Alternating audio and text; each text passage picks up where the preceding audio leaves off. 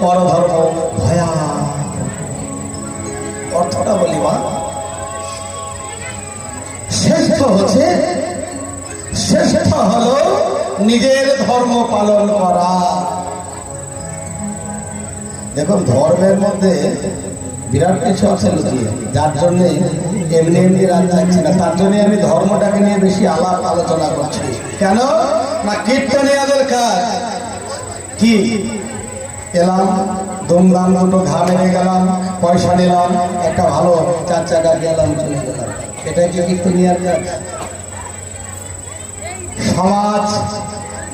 সমাজকে সচেতন করা, সমাজের চেতনা জাগা, ধর্মের চেতনা জাগা, গ্রুপ বা গোষ্ঠী যদি বলতে হয়, আমার মনে হয় না, আমি কীর্তনিয়া বলে বলছি না, আমার মনে হয় একমাত্র যেটা গোষ্ঠী বা দল হলো কীর্তনিয়া। তাই বল হরি বল, হরি বল, হরি বল, হরি বল।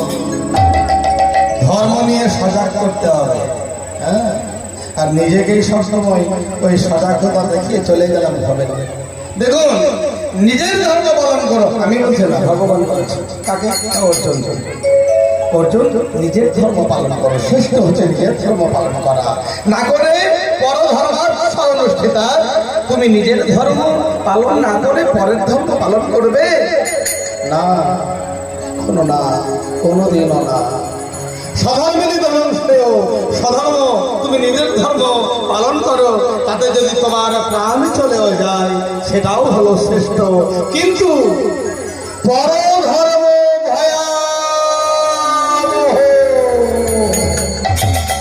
পরের ধর্ম পালন করছো, ও বাবা ঠিক বলছো তো?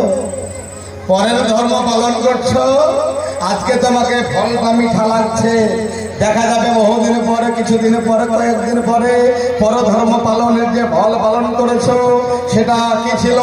স্লো পয়জন, বিষাক্ত বিষ, ধীরে ধীরে যে বিষক্রিয়া হয় তাকে স্লো পয়জন বলে।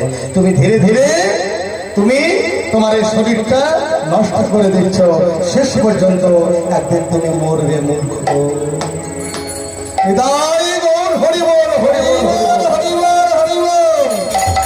বাবা, এটা ভগবানের নিজ মুখ নিষ্কৃত বাণী বললাম, আমাকে কেউ অপরাধ দেবেন না, ঠিক আছে?